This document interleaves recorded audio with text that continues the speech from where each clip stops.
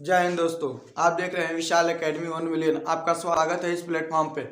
आपको इस तहे दिल से आपके माता पिता के चरणों में मेरा सादर प्रणाम। आइए आज हम देखते हैं लेक्चर। ये पार्ट कौन सा है? पार्ट है 9। ठीक है, ये आज का है। हमारा जो टॉपिक है वह हृदय को लेकर है। अब यह आप लोगों का टॉपिक कल खत्म हो जाएगा, आज और कल के में। ठीक है, अब इसके बाद हम लोग नया अध्याय शुरू करेंगे। आप हो सके तो ज़्यादा से ज़्यादा बच्चों को जोड़ने की कोशिश करें जो 10th क्लास में पढ़ते हैं। और मुझे उम्मीद है कि वह बच्चे जब पढ़ेंगे, मेरी क्लास लेंगे, तो उन्हें बहुत अच्छा लगेगा और समझ में आएगा। और आप ज़्यादा से ज़्यादा इसे शेयर करें और उन बच्चों के पास जो पढ़ना चाहते हैं, ठीक है, ज़्यादा से ज़्यादा शेयर करें। यही मेरी आपसे गुरु दक्षिणा होगी। आइए देखते हैं हृदय की संरचना। इससे पहले हम जानेंगे क्या परिसंचयन तंत्र। मैंने परिसंचयन तंत्र आपको समझाया हूँ पिछले लेक्चर में। आज हम उसके बारे में जानेंगे क्या रुधिरा परिसंचयन तंत्र। ठीक है ना। रुधिरा परिसंचयन तंत्र में कितने भाग आते हैं? 2 आते हैं। देखिए, हृदय आता है और क्या आता है? रुधिरा वाहिनियां आता है। मैंने वाहिनियां पढ़ा दिया था। वाहिनियां कितनी? धमनी, शिरा और केशिका। धमनी और शिरा के बारे में बताया, आप वहां से उसका अंतर भी पता कर सकते हैं। ठीक है, धमनी में क्या होता है? शुद्ध रक्त बहता है। और शिरा में क्या होता है? अशुद्ध रक्त बहता है। जो धमनी होता है हमारे शरीर की गहराई में होता है, लाल रंग का होता है। जो शिरा होता है वह हरे रंग का दिखाई देता है या तो नीले रंग का होता है। ठीक है, और इसमें क्या होता है? अशुद्ध रक्त बहता है। अशुद्ध रक्त में कहने का मतलब है जब रक्त खून में जब कार्बन डाइऑक्साइड गैस होगा तो उसे कहेंगे अशुद्ध। यानी इस वाले में जो क्या होता है? अशुद्ध रक्त घूमता है, CO2 गैस। और धमनी में क्या होता है? शुद्ध रक्त बहता है। ठीक है, वह हमारे शरीर की गहराई में है, वह उसमें ऑक्सीजन गैस प्रवाहित होता है, इसीलिए क्या होता है? शुद्ध कहते हैं। आइए हम देखते हैं किस प्रकार से हमारा जो हमारे शरीर के अंदर जो गैस है, कार्बन डाइऑक्साइड और ऑक्सीजन, यह कार्बन डाइऑक्साइड कैसे ऑक्सीजन में बदल जाता है। आज हम बहुत अच्छा लेक्चर देख रहे हैं। ये सभी के लिए है, ये एक के लिए नहीं। जो विद्यार्थी नहीं भी हैं वो सभी लोग इसको देख सकते हैं। देखिए क्या होगा। हृदय की संरचना कैसी है? देखिए, यह एक मुट्ठी के आकार का है। आप अपना मुट्ठी बंद करिए। देखिए, मुट्ठी बंद करेंगे तो यह आपको यह किस तरह इतना ही होगा। कितने ग्राम का होता है हृदय? 300 ग्राम का होता है। यह मुट्ठी के आकार का होता है। ठीक है, और यह शंक्वाकार है। शंक्वाकार का मतलब यह है कि इसको मैं ऊपर करूंगा तो ये देखिए ऊपर की हिस्सा की ओर जब जाते हैं तो पतला होता जाता है ना। शंक्वाकार का मतलब ये होता है ना। देखिए, जैसे ही ना मैं कोई आकृति बना रहा हूँ ऐसे, ठीक है, मैं ऊपर जाता रहा हूँ, चलता जाऊंगा चलता जाऊंगा चलता जाऊंगा, ठीक है, चलता जाऊंगा। तो ये देखिए, मैं नीचे से चलना शुरू किया ना, ऊपर की ओर जैसे ही आगे बढ़ रहा हूँ तो ऊपर जाते जाते पतला होता जा रहा है। इसी को कह रहा है क्या? शंक्वाकार। ये देखिए, मैंने हृदय बनाया, ऊपर जाके पतला हुआ ना, तो इसीलिए इसको क्या नाम दे रहा है? शंक्वाकार कह रहा है। तो हमारा जो हृदय है मुट्ठी के आकार का है। मेरे साथ बोलते रहिए, ठीक ना, और आप लिखने की कोशिश कीजिए और प्रैक्टिस कीजिए, ठीक ना। हमारा जो हृदय है किस आकार का है? मुट्ठी के आकार का है और शंक्वाकार है। और किससे मिल के बना है हमारा हृदय? पेशी से मिलके बना है। पेशी मतलब मांस से मिलके बना है। और आगे देखिए, इसमें क्या दे रखा है? यह जो हमारा हृदय है ना, एक उसे कोई ढक के रखा है। जो हमारे हृदय को जो ढक के रखा है, ढकने वाले को कहते हैं हृदय आवरण। क्या नाम देते हैं? हृदय आवरण। लेकिन अंग्रेजी में किसी और नाम से जानते हैं। किस नाम से जानते हैं? किस नाम से? पेरिकार्डियम कहते हैं। क्या नाम देते हैं? पेरिकार्डियम। अब देखिए, यह पेरिकार्डियम क्या करता है? हमारे हृदय की क्या करता है? रक्षा करता है। ठीक है ना। अब ये देखिए, यह जो पेरिकार्डियम जो है ना, मतलब हृदय आवरण, हमारे हृदय को जो ढक के रखा है, ढाप के रखा है, उसके अंदर ना एक पदार्थ भरा हुआ है, द्रव भरा हुआ है। वह द्रव को क्या कहते हैं? ये देखिए, पेरिकार्डियल द्रव कहते हैं। क्या कहते हैं उसे? पेरिकार्डियल द्रव कहते हैं। आपने समझ लिया। आगे देखिए, यह जो पेरिकार्डियल जो द्रव है हृदय आवरण में क्या होता है तो यह पेरिकार्डियल द्रव की वजह से ही हमारे हृदय की क्या होती है? सुरक्षा प्रदान होता है। इसे किसी प्रकार का दिक्कत नहीं होता है। अब देखिए, यह फेफड़ों के बीच बाएं भाग की ओर ज्यादा झुका रहता है। देखिए, आप ऐसे खड़ा होंगे, आप किस, ये देखिए, आप जिस हाथ से खाना नहीं खाते हैं उस हाथ को क्या कहते हैं? बायां हाथ कहते हैं। ये देखिए बायां हाथ है ना, बाएं हाथ में ये क्या है? ये हमारा छाती है ना, इस छाती के ठीक ये बाएं साइड क्या पाया जाता है? हृदय पाया जाता है। जो हमारा हृदय है हमारा बाएं साइड ज़्यादा झुका होता है, ठीक है ना। और जो हमारा हृदय कहाँ होता है? फेफड़ों में होता है। कहाँ होता है? फेफड़ों में। ये देखिए हमारा ये जो फेफड़ा है ना, एक हिस्सा इधर है, एक हिस्सा इधर है, इतने के ऊपर है, ठीक ना। एक हिस्सा इधर है, एक हिस्सा इधर है। तो फेफड़े कितनी जोड़ी होती हैं? एक जोड़ी। संख्या में कितनी होती हैं? 2 होती हैं। और इन्हीं 2 फेफड़ों के बीच में ही क्या होता है? हृदय होता है। ये देखिए ये फेफड़े का बीच वाला भाग है ना, तो यहीं पे हृदय है, लेकिन हृदय तो बीच में ही है, लेकिन झुका कहाँ है? ठीक इधर की ओर झुका है, बाएं साइड झुका है। जिस हाथ से खाना नहीं खाते हैं उसी साइड झुका हुआ है। आपने इतना समझ लिया। आइए हम आगे देखते हैं। यह देखिए इसमें 4 वेश्म होते हैं। वेश्म का मतलब होता है खाली जगह। वेश्म का मतलब क्या होता है? खाली जगह। यानी एक कमरा को एक नाम दे रखा है ना, ठीक है। क्या नाम दे रखा है? वेश्म। वेश्म को कोष्ठ भी बोलते हैं। क्या नाम देते हैं? कोष्ठ। क्या कहते हैं? कोष्ठ। इसको अंग्रेजी में कहते हैं क्या? चैम्बर। क्या कहेंगे? चैम्बर। इसी को कई नामों से जाना जाता है। इसको क्या कहते हैं? चैम्बर। ये देखिए जो ये खाली जगह है ना, इस खाली जगह को ही क्या कहते हैं? चैम्बर कहते हैं। इसको इंग्लिश में कहते हैं, हिंदी में क्या कहते हैं? वेश्म कहते हैं। आइए देखते हैं इसके बाद क्या होगा। ये देखिए इसमें कितने वेश्म यानी इसमें कितने चैम्बर पाए जा रहे हैं, ठीक है ना। इंग्लिश में चैम्बर, हिंदी में क्या कहेंगे? वेश्म कहेंगे। या तो वेश्म नहीं आ रहा है तो आप कहेंगे कोष्ठ। क्या कहेंगे? कोष्ठ, ठीक है ना। ये देखिए 1 2 3 4, इसमें कितने वेश्म पाए गए? 4 वेश्म पाए गए, ठीक है। देखिए ऊपर का 2 हिस्सा आलिंद और नीचे का 2 हिस्सा क्या कहलाता है? नीले कहलाता है। 2 हिस्सा की बात किया ना। ये देखिए ऊपर क्या है? 2 हिस्सा है, नीचे क्या है? 2 हिस्सा है ना। अब ये देखिए ऊपर वाले 2 हिस्से को क्या कहते हैं? आलिंद कहते हैं। क्या नाम देते हैं उसे? आलिंद। ये देखिए ऊपर का जो हिस्सा है ना, ये देखिए मैंने लाइन ड्रॉ किया हूँ, ठीक है ना। यहाँ से और यहाँ के बीच की जो दूरी है ना, ये देखिए ये वाला दोनों क्या है? ये दोनों आलिंद है। इस दोनों को क्या कहते हैं? आलिंद कहते हैं। क्या नाम देते हैं? आलिंद। ना हो तो आप मेरे साथ बना के देख लीजिए एक बार हृदय कैसे, नहीं तो मैं आपको लास्ट में बनाना सिखा दूंगा। अभी रुकिए, मैं भी आपको ये बनाना सिखा दूंगा, बस आप सुनिए। ये वाला देखिए आप ऐसे खड़ा होइए, ठीक है ना। किस हाथ से खाना खाते हैं? बाएं हाथ से खाते हैं, ठीक है। तो इधर बायां किधर दिखा रहा है? उधर की तरफ बायां है, तो उधर की तरफ बायां बनाओगे ना, तो मैं अब ऐसे घूमूंगा तो जैसे लगेगा कि उल्टा है, लेकिन क्या होगा जब मैं इसे खड़ा हूं, ये क्या है? बायां है। ये बायां किधर होगा? इधर बनाऊंगा ना, तो मैं उधर बायां लिखूंगा। तो ये क्या हो गया? लिख दिया क्या इसको? बायां। क्या लिखूंगा इसे?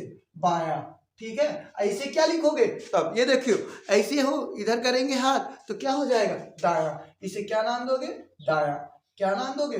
दायां। इस वाले हिस्से को कह रहे हैं, ये वाला जो हिस्सा दे रखा है, ठीक है, इसको कह रहे हैं। इसको क्या नाम देते हैं? क्या कहोगे?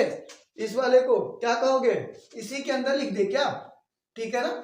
मैं हिंदी में इंग्लिश में ही लिख देता हूँ, लेफ्ट साइड और राइट साइड, ठीक है। चाहे ठीक रहेगा, इस नाम लिख देंगे तो आप लोग उतार भी सकते हैं, ठीक है ना। तो ये देखिए मैं इसको यहाँ से हटा के मैं इधर करता हूँ इसको ऐसे, क्योंकि दिक्कत होगा आपको समझने में, और मैं आपके जो भी डाउट होंगे मैं उसको कोशिश करूंगा कि आसान से आसान शब्दों में समझा सकूं, ठीक है ना। ये क्या हो जाएगा? ये देखो इसको क्या कहते हैं? खाली जगह के। ये क्या है? बाया। ये क्या है? दाहिना। तो दाएं साइड को बोलेंगे ना दाया। और मैंने क्या लिखा हुआ यहाँ पे? ऊपर का 2 हिस्सा क्या? आलिंद। तो ये क्या है? आलिंद। तो अब लगाएंगे क्या? आलिंद। दाया आलिंद है ये। क्या है ये? दाया आलिंद। क्या नाम दोगे इसे? दाया आलिंद। अब देखो ये कौन सा हिस्सा हो गया? ऊपर का भी तो ये आलिंद है, तो इसे क्या कहोगे? बाया आलिंद कहोगे। क्या नाम दोगे? बाया आलिंद। ये आपने समझ लिया आलिंद। ये क्या हुआ? ये क्या? दाहिना आलिंद। ये क्या है? बाया आलिंद। अब आइए देखिए नीचे वाले को क्या कहोगे?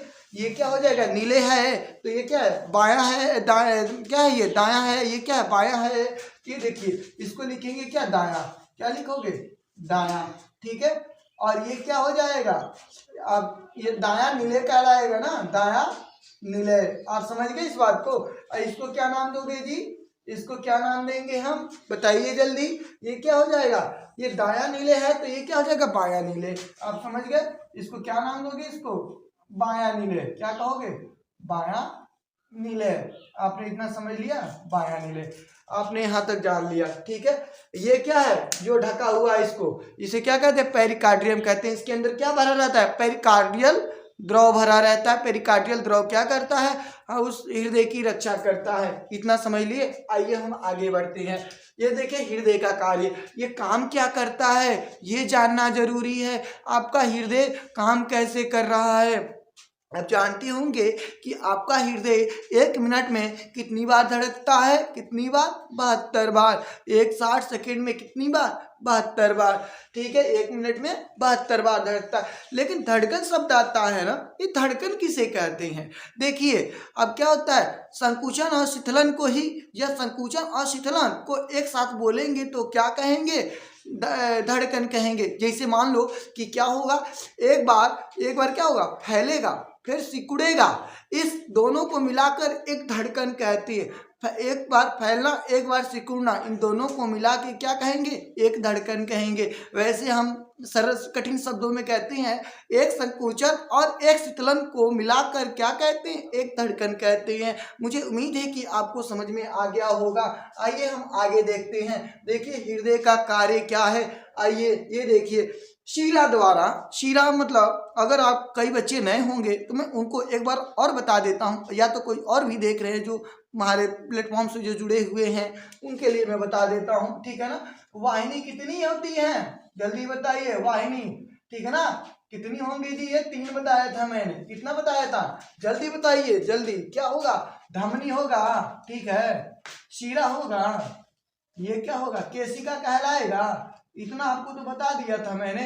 आप मेरे, अगर आप इस प्लेटफॉर्म से नए हैं तो प्लीज़ इसे सब्सक्राइब करें, और इसके माध्यम से मेरा हर रोज़ मैं एक वीडियो देता हूं, आपके लिए बहुत ज़्यादा बेनिफिट होगा, और ज़्यादा से ज़्यादा बच्चों को आप जोड़ने की कोशिश करें। ये देखिए धमनी, शीरा और केशिका बोला हूँ। यहाँ शीरा केशिका को छोड़ ही दीजिए, यहाँ पे इसका काम नहीं है, यहाँ पे इस काम है धमनी और शीरा का। देखिए क्या होगा, मैंने अशुद्ध रक्त बोला हूँ। जब रक्त में CO2 गैस की मात्रा होती है तो उसे क्या कहते हैं, अशुद्ध रक्त कहते हैं। यह अशुद्ध रक्त जिस वाहिनी यानी जिस नस में घूमता है उसे क्या कहते हैं, शीरा कहते हैं। यह शीरा क्या होगा, ये देखिए, इसको क्या नाम देंगे हम, शीरा कहेंगे। इसको क्या कहेंगे, इसको कहेंगे क्या, शीरा कहेंगे। क्या नाम दोगे जी इसे, ये जो पहिए निकाल के रखा हो ना ये वाला, इसे क्या नाम देते हैं, शीरा कहते हैं। घबराइए मत, ये जो डायग्राम अगर आपको नहीं समझ में आ रहा होगा, ठीक है ना, तो मैं अभी लास्ट में भी आपको एक बार प्रैक्टिस करवाऊंगा, बिना प्रैक्टिस करवाए नहीं छोड़ूंगा, क्योंकि ये एग्जाम में बहुत 6 नंबर का पूछ देता है। आप इस बात को ध्यान में रखिएगा। देखिए इसे क्या कहेंगे, शीरा कहेंगे, ठीक है ना। और ये देखिए इसको क्या कहते हैं, धमनी कहते हैं। क्या कहते हैं, धमनी कहते हैं, ठीक है। अब देखिए ये वाला जो हिस्सा दे रखा है ना, यहाँ पे एक अपवाद होता है, ये मैं बताऊंगा, आपको समझाऊंगा, ठीक है ना। ये देखिए अब आगे देखते हैं क्या होगा। पहली बात, हमारी बातों को समझिए, ठीक है। देखिए एक बार हम सुन लेते हैं। जब हमारा जो हृदय है ना, ठीक है ना, ये क्या है, शीरा है, ये क्या है, धमनी है। शीरा और धमनी मिल गया, यहाँ से क्या है, ये भी एक धमनी है, मतलब ये भी वाहिनी है, ये भी वाहिनी है, रक्त को ले जाने वाला, ठीक है। देखिए हमारा जो हृदय है ना, ये दाहिना साइड में क्या होता है, अशुद्ध रक्त आता है। दाहिने साइड क्या आएगा, अशुद्ध रक्त आएगा। बाएं साइड क्या होगा, शुद्ध रक्त आएगा, ठीक है ना। ये देखिए ये दाहिना साइड है ना, इन दोनों में क्या होगा, खराब खून होगा, यानी अशुद्ध रक्त होगा। अशुद्ध रक्त, आप समझ सकते होंगे कि अशुद्ध रक्त कौन लाएगा, शीरा ही ना लाएगा, दूसरा कौन है लाने वाला, शीरा ही लाएगा। तो शीरा ही क्या करेगा, अशुद्ध रक्त को लाएगा और क्या करेगा, इसमें गिराएगा। किसके पास, ये क्या है, दाया आलिंद है, ये क्या है, दाया आलिंद। ये दाया आलिंद में क्या करेगा, शीरा अशुद्ध रक्त लाएगा, दाया आलिंद में गिराएगा। जैसे ही दाया आलिंद में गिराएगा, यहाँ पे होता है 3 गो दरवाजा। कितने दरवाजे होते हैं, 3 दरवाजा। वो 3 दरवाजों को नाम देते हैं त्रि। 3 को क्या बोलते हो, त्रि बोलते हो। अब बोलेंगे कपाट, त्रि कपाट। यहाँ पे कितने कपाट होते हैं जी, त्रि कपाट होती हैं। कितने कपाट होंगे, त्रि कपाट। इन कपाट कितने कपाट हैं यहाँ पे, त्रि कपाट, ठीक है ना। इसे क्या बोलते हैं, त्रि कपाट। यानी अशुद्ध रक्त जिसमें आता है उसे क्या कहते हैं, वहां पे जो लगा होता है कपाट, त्रिकपाट कहलाती हैं। ठीक है, यह त्रिकपाट जैसे ही शिरा द्वारा अशुद्ध रक्त दाया आलिन में आता है और वह गिरता है तो वह दाया आलिन से होके कहाँ जाएगा, जब फाटक खुलेगा तो सीधा कहाँ गिरेगा, दाया नीले में गिरेगा। किसमें है, दाया नीले में। जैसे ही दाया नीले में आएगा तो हमारा हृदय कैसे होता, दबता है ना, संकुचित होगा ना, तो यानी पास आएगा ना, तो पास जैसे ही आएगा इसमें हृदय, तो ये देखिए यहाँ पे भी तो वाहिनी लगा है, क्या लगा है, वाहिनी लगा है। तो ये बताइए इसमें ये नस है वाहिनी, इस वाहिनी में किस प्रकार का रक्त जा रहा है, अभी अशुद्ध ही जा रहा है, अशुद्ध रक्त जा रहा है। तो अशुद्ध रक्त में कौन सी गैस मिली होती है, रक्त में CO2 मिला होता है ना, ध्यान से सुनिए और समझिए, CO2 मिला होता है ना, यहाँ समझिएगा ध्यान से, ठीक है ना। ये देखिए इसमें क्या होगा, CO2 होगा, क्या होगा इसमें, CO2 होगा, क्या होगा इसमें, CO2। ये देखिए CO2 आ रहा है, इसमें जा रहा है, किसमें जा रहा है, फेफड़ा। ये क्या है, हमारा फेफड़ा है ना, बताया था ना, हमारा जो हृदय है फेफड़ों के बीच में स्थित है, ठीक है ना, फेफड़ों के बीच में स्थित है। फेफड़ा को हम फुफ्फुस कहते हैं, क्या नाम देते हैं, फुफ्फुस, फुफ्फुस कहते हैं। ठीक है, ये देखिए हमारा जो दाया नीले से जो रक्त है वो वाहिनी के माध्यम से फेफड़ा में गया, जब फेफड़ा में जाएगा ना तो वह रक्त को क्या करेगा, शुद्ध करेगा। क्या काम करेगा, शुद्ध करेगा। जैसे ही फेफड़ा के पास यह वाहिनी आएगी, यह वाहिनी क्या, तो फेफड़ा क्या करेगा, यह CO2 को बदल कर किस में बदल देगा, O2 में बदल देगा। तो यह फेफड़ा क्या काम करता है, O2 में बदलने का काम करता है। फेफड़ा काम करता है अशुद्ध रक्त को शुद्ध रक्त में बदलने का काम करता है, इस बात को ध्यान में रखिएगा। छानने वाला मत बोलिएगा, छानने वाला तो काम हमारा तो किडनी करता है, यह अब कल हम इसको सीखेंगे। रक्त को कौन शुद्ध करता है, कौन करेगा, फेफड़ा करेगा। अब कौन छानता है, कौन छानेगा उसको, वो हमारा किडनी करेगा। ठीक है ना, आगे देखिए, अब आगे देखिए, अब ये देखिए ध्यान से, ये भी तो वाहिनी है, इसका नाम होगा ना, ध्यान से समझिएगा। ये किससे जुड़ा है, फेफड़ा से जुड़ा है। ठीक है, इसको क्या बोलेंगे, फेफड़ा बोलेंगे। क्या कहेंगे इसे, फेफड़ा को फुफ्फुस कहते हैं, तो मैं इसको फुफ्फुस लिखता हूँ। क्या लिखता हूँ, फुफ्फुस। क्या लिखूंगा, फुफ्फुस लिख दिया मैंने, फुफ्फुस। ये बताइए इसमें किस प्रकार का रक्त आ रहा है, CO2 आ रहा है, तो अशुद्ध रक्त होगा। अशुद्ध रक्त किस वाहिनी में बहता है, सीरा में बहता है। लेकिन नहीं, यहाँ ध्यान से समझिएगा, ये देखिए ये वाहिनी किससे जुड़ी है, शुद्ध होने के लिए जा रही है ना, तो शुद्ध होने के लिए फेफड़े के पास गई, तो यहाँ पे इसका अपवाद है, यही याद करना है। तो फुफ्फुस क्या होगा, धमनी कहेंगे। क्या कहेंगे, सीरा की जगह हटा के क्या करेंगे, धमनी कहेंगे। धमनी कह रहे हैं ना, इसका मतलब कि ये जो फेफड़ा है, फेफड़े के पास जो वाहिनी जा रही है शुद्ध होने के लिए जा रही है, इसलिए इसको क्या कहोगे, फुफ्फुस धमनी कहोगे। तो क्या नाम देंगे इसे, फुफ्फुस धमनी। क्या नाम देंगे इसे, फुफ्फुस धमनी। हाई जो वाहिनी है वह फेफड़े से जुड़ी है, तो क्या नाम देंगे, फुफ्फुस धमनी। यहाँ तक समझ लिए। देखिए फेफड़े ने क्या किया, उस रक्त को शुद्ध किया, तो किसने, CO2 से किस में बदल दिया, O2 में बदल दिया। तो यह O2, ये भी तो देखिए वाहिनी जो है ये किससे जुड़ी है, फुफ्फुस से जुड़ी है। तो पहले लिखेंगे क्या, फुफ्फुस। क्या लिखेंगे, फुफ्फुस। क्या लिखेंगे, फुफ्फुस। लेकिन ये बताइए, इसको कह रहे हैं इस वाहिनी को, देखिए ये बताइए, ये फुफ्फुस तो लिख दिया, ये फेफड़े से जुड़ी हुई है, तो पहली बात इस वाहिनी को हम क्या कहें, इसमें कौन सा रक्त बह रहा है, ऑक्सीजन बह रहा है, ऑक्सीजन। अब नहीं, तो ये बताइए अब इसे क्या कहेंगे, फुफ्फुस धमनी का है ना, तो इसको क्या कहोगे, सीरा कहोगे। धमनी नाम दिया तो इसको क्या कहोगे, सीरा कहोगे।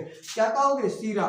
ठीक है, अब ध्यान में रहे, आपसे कोई पूछे ना, कहे कि फुफ्फुस धमनी में कौन सा रक्त बहता है, तो कहोगे क्या, अशुद्ध। अब फुफ्फुस सीरा में कौन सा रक्त बहता है, तो क्या कहोगे, शुद्ध बहेगा। इस बात को ध्यान में रखना, फुफ्फुस जुड़ाओ, ध्यान रखिए।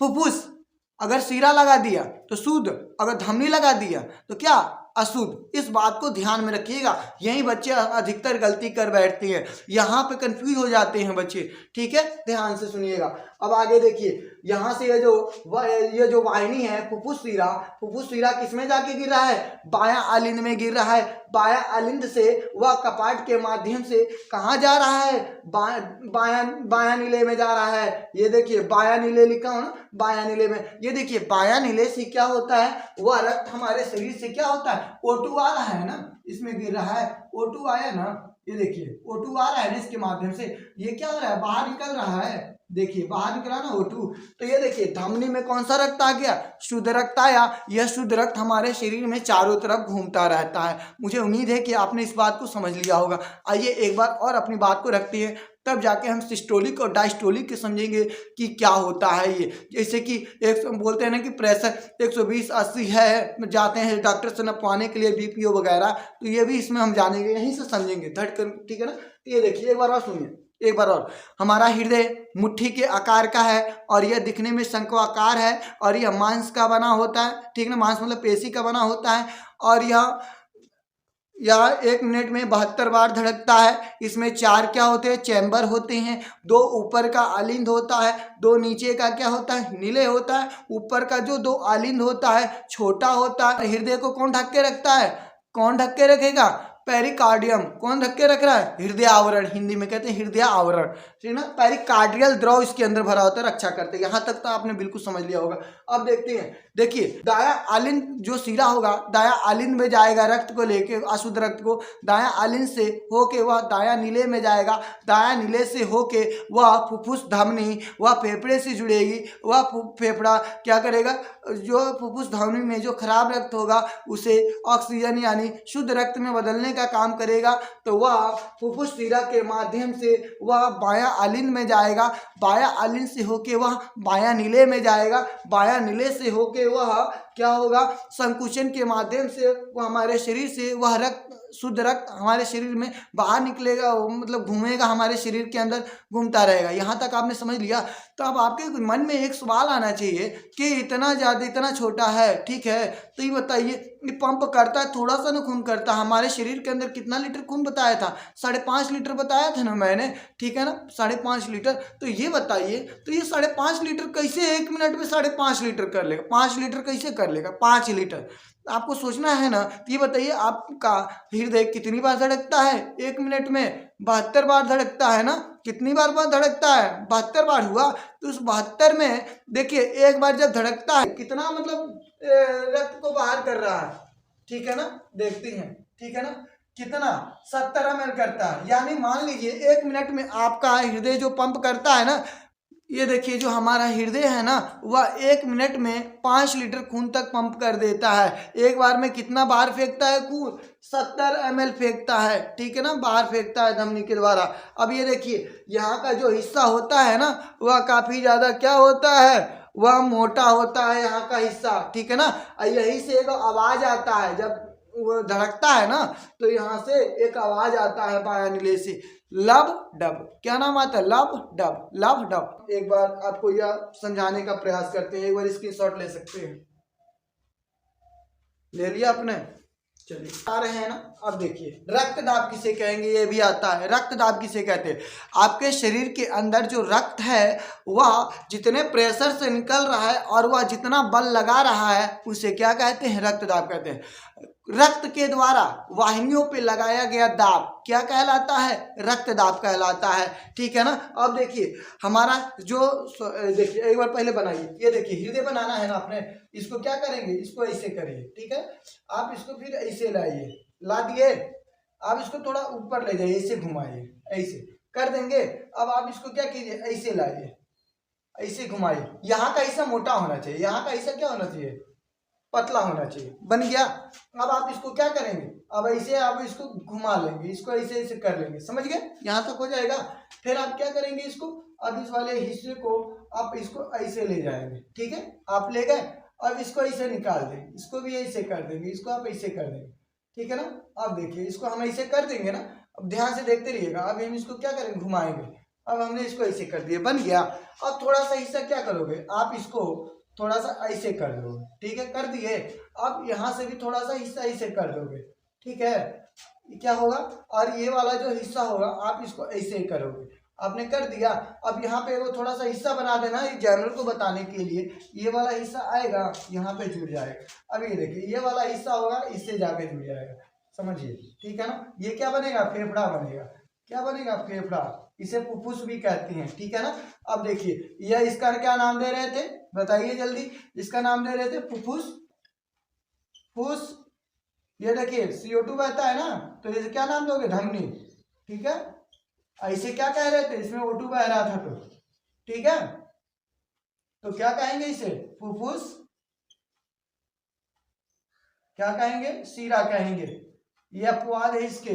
और ये क्या कहला रहा था? ये देखिए, इसको क्या कहते हैं? शीरा कहते हैं। क्या कहते हैं इसे? शीरा कहते हैं। क्या कहेंगे इसे? शीरा कहेंगे। ठीक है ना, इस वाले को। इसमें जो आ रहा है रक्त, कौन सा? CO2 आ रहा है रक्त, ठीक है ना, अशुद्ध रक्त आता है इसमें। अब आगे देखिए, इसमें क्या होगा? इसे क्या कहते हैं? हृदय आवरण कहते हैं। इस वाले परत को क्या कहते हैं? हृदय आवरण। इसके अंदर क्या भरा रहता है? पेरिकार्डियल द्रव भरा रहता है। ठीक है, आपने इतना जान लिया, बस आपके लिए इतना ही ज्यादा इंपॉर्टेंट है। अब कह देंगे मानव हृदय का सचित्र, मानव हृदय का चित्र। ठीक है ना, बस इतना आपका बन गया। और इसको क्या कहेंगे आप? ये देखिए, बायां है तो लिखेंगे बायां। क्या लिखोगे? बायां। ये क्या है? नील आलिंद बोलते हैं। दोनों आलिंद ऊपर ही होते हैं, फर्क कितना? बायां दायां बताना है। ये क्या है? दायां। ये क्या है? आलिंद। ये क्या है? ये निलय है। कौन सा है? बायां निलय है। क्या होगा? बायां निलय। ये क्या हो जाएगा? दायां निलय। क्या होगा ये? दायां निलय। आप कभी भी कहना कि जो आपका अशुद्ध रक्त है वह दाहिने आलिंद में और नीले में रहता है। जो शुद्ध रक्त है बाएं साइड होता है, अशुद्ध रक्त दाएं साइड रहता है। आपने इतना जान लिया। देखिए, यहाँ से जब रक्त आता है ना, थोड़ा धीरे आता है। कितने की स्पीड से आएगा? 80 की स्पीड से आएगा। कितने स्पीड से आएगा? इसमें 80 की स्पीड से आएगा। और जाएगा कितने स्पीड से? यहाँ से देखिए, जाएगा कितने स्पीड से? 120 की स्पीड से जाएगा। कितने स्पीड से जाएगा? 120। ठीक है ना, तो इसी को क्या कहते हैं? सिस्टोलिक और डायस्टोलिक। निकलेगा तो सिस्टोलिक, आएगा तो डायस्टोलिक। तो बताइए यहाँ पे, ये देखिए रक्तदाब मैंने बता दिया। ये देखिए दाब, देखिए सिस्टोल और देखिए सिस्टोल बटा डायस्टोल। सिस्टोल बटा डायस्टोल को क्या कह रहे हैं? दाब कर रहे हैं। सिस्टोल का मतलब क्या होता है? जाना। डायस्टोल का मतलब होता है आना। ये आ रहा है तो ये क्या है? डायस्टोल। और जा रहा है तो क्या कहते हैं? सिस्टोल। सिस्टोल को कहते हैं प्रकुंचन भी कहते हैं, डायस्टोल को ना शिथिलन भी कहते हैं। देखिए, जब जाएगा तो 120 की स्पीड में, तो लिखिए 120। आएगा तो किस स्पीड में होगा? 80 के होगा। अब ये देखिए, यह जो चीजें मापी जाती है ना, जिस यंत्र से हमारे शरीर में जो दाब वगैरह होता है, मतलब BP वगैरह कहते हैं, वो किससे मापा जाता है? होता है रक्त दाब मापी। रक्त दाब मापी यानी दूसरा होता है स्फाइग्मोमैनोमीटर। क्या कहते हैं? स्फाइग्मोमैनोमीटर भी कहते हैं। ठीक है ना। आप देखिए, उन जो डॉक्टर के पास स्तंभ के आकार का होता है ना, ऐसे उसको कुछ अंक लिखे रहते हैं, तो यहाँ पे कोड भाषा में ये लिखा रहता है। ठीक है ना, MM होता है ये। ठीक है ना, MM होता है। ठीक है ना। ICG को क्या पढ़ते हो? पारा बोलते हो। MM को क्या बोलते हो? मिलीमीटर बोलते हो। ठीक है ना, आपने यहाँ तक समझ लिया। और हम आगे देखते हैं। पादप में परिवहन। देखिए, पादप में परिवहन कैसे? परिवहन मतलब आना जाना। पादप मतलब पेड़ पौधे। पेड़ पौधों के अंदर जो भोजन है वह एक जगह से दूसरी जगह कैसे जाता है? जल भी एक जगह से दूसरी जगह कैसे जाता है? इतना याद रखिए। जाइलम और फ्लोएम होता है। जो जाइलम है वह के जो अलग आ रहा है ना, जल का मतलब केवल जले लेके जाएगा। जो जाइलम होता है पेड़ पौधे के अंदर, जो जटिल उत्तक दो होते हैं, जाइलम और फ्लोएम। जटिल उत्तक बताया था, जब अलग अलग प्रकार की कोशिकाएं आपस में मिलकर एक ही काम करे तो कहते हैं जटिल उत्तक। तो जटिल उत्तक कितने हैं सर? कौन कौन से है? जाइलम और फ्लोएम है। तो जाइलम काम क्या करता है? जल को इधर से उधर ले जाने का काम करता है। वह जल कहाँ से लेता है? जो जड़ें होती है ना, वो जड़ क्या करती हैं? धरती जो भी पानी वानी होता है उसको सोख लेता है, और उस जल के अंदर ना तत्व वगैरह भी घुले होते हैं। तत्व घुलने की वजह से उसे कहते हैं खनिज लवण। तो जल और खनिज लवण दोनों को क्या करता है? ये जाइलम ग्रहण करके और वहां पहुंच आता है जहां पे क्या होता है? खाना वाना बनने वाला था, प्रकाश संश्लेषण होने वाला था। आपने समझ लिया। अब देखिए, जहां भोजन बन जाता है ना, वहां बने हुए भोजन को वो फ्लोएम क्या करता है? वह एक जगह से दूसरी जगह ले जाने का काम करता है। इस तरह से इनमें क्या होता है? पादप में परिवहन होता है। और देखिए, वाष्पोत्सर्जन। जो भी पेड़ पौधों के अंदर क्या होता है? वाष्पोत्सर्जन होता है। जो सजीव होते हैं ना, उनमें क्या होता है? वाष्पोत्सर्जन होता है। यानी उनके शरीर से क्या होता है? पानी वगैरह बाहर निकलता है ना। जीवित जीवों में से जो शरीर से पानी बाहर आता है ना, तो उसे क्या कहते हैं? वाष्पोत्सर्जन कहते हैं। आपने इतना समझ लिया। और हम लोग कल पढ़ेंगे क्या? उत्सर्जन और किडनी के बारे में पढ़ेंगे। उसकी किडनी क्या है, किडनी की बनावट क्या है, और वह उसका कार्य क्या है, और शरीर के अंग दान वाला हम बात करेंगे। बस कल यह चैप्टर खत्म हो जाएगा। और मुझे उम्मीद है कि आप लोग तैयारी कर रहे होंगे अच्छे से। और अभी तक आप मेरे इस प्लेटफॉर्म से जुड़े हैं तो ज़्यादा से ज़्यादा इसे शेयर करने का काम करें, उन बच्चों को जोड़े जो बच्चे पढ़ने वाले हैं, और अपने विद्यालय में जितने भी बच्चे हैं प्लीज़ आप लोगों से रिक्वेस्ट है उन्हें जोड़े और मुझे मोटिवेट करें पढ़ाने के लिए। क्योंकि मैं आप लोगों का मैं कमेंट वगैरह पढ़ता रहता हूँ, देखता रहता हूँ, जो भी डाउट हो आप कमेंट के माध्यम से बताएं। लेकिन मैं आपसे एक क्षमा चाहता हूँ कि आप लोगों को मैं वो क्वालिटी नहीं दे पा रहा हूँ जो क्वालिटी मुझे आपको देनी चाहिए शिक्षा के माध्यम में। ठीक है, मैं बहुत कम क्वालिटी दे पा रहा हूँ, मेरे पास जो सामग्री है मैं उसके अनुसार दे रहा हूँ।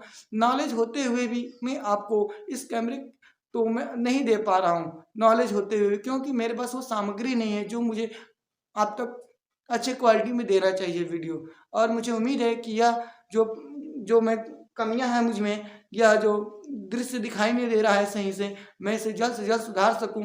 आप मुझे ज़्यादा से ज़्यादा लोगों के पास शेयर करें और उन्हें जोड़ें और मेरे प्लेटफॉर्म से पढ़ें, जिससे कि मुझे और मनोबल बढ़े और इसके माध्यम से मैं ज़्यादा से ज़्यादा मैं इसे हाई क्वालिटी में दूँ, क्योंकि मेरे पास उतनी अभी सामग्री नहीं है। ठीक है, और आप लोगों से उम्मीद है कि आप मन लगा के पढ़े, माता पिता के नाम को रोशन करें। और आप एक सामान्य इंसान नहीं है, आप एक हीरे के समान हैं, और जिसके नज़र में जैसा होता है वो ऐसा सोचता है। आप मामूली लड़के नहीं हैं, आप बहुत होनहार बच्चे हैं। जो बच्चा पढ़ने वाला होता है वही बुद्धिमान होता है। कमज़ोर से कमज़ोर विद्यार्थी भी तब तक बुद्धिहीन होता है जब तक वो मेहनत नहीं करता है। जिस दिन वह बुद्धिहीन व्यक्ति भी अगर लगातार मेहनत करने लगा तो वह देखना आने वाले समय में जो बुद्धिमान व्यक्तियों से भी बुद्धिमान हो जाएगा। उसके आप धैर्य बना के पढ़े और एक निश्चित संकल्प ले कि मुझे ये बनना है, तभी आपको सफलता मिलेगा। ठीक है ना, आप जब घर से निकलते हैं तो आपका एक रास्ता चुन लेते हो ना कि मुझे इसी जगह जाना है। अब बताओ, जब घर से निकलोगे आपको कुछ पता होना चाहिए ना कि मुझे यहाँ जाना है, तो अपना पहले लक्ष्य चुनिए, तब आप मेहनत कीजिए, तब आपको सफलता मिलेगा। और माता पिता के चरणों में प्रणाम करता हूँ जिन्होंने मेरे इस वीडियो को देखा अंत तक। जय हिंद।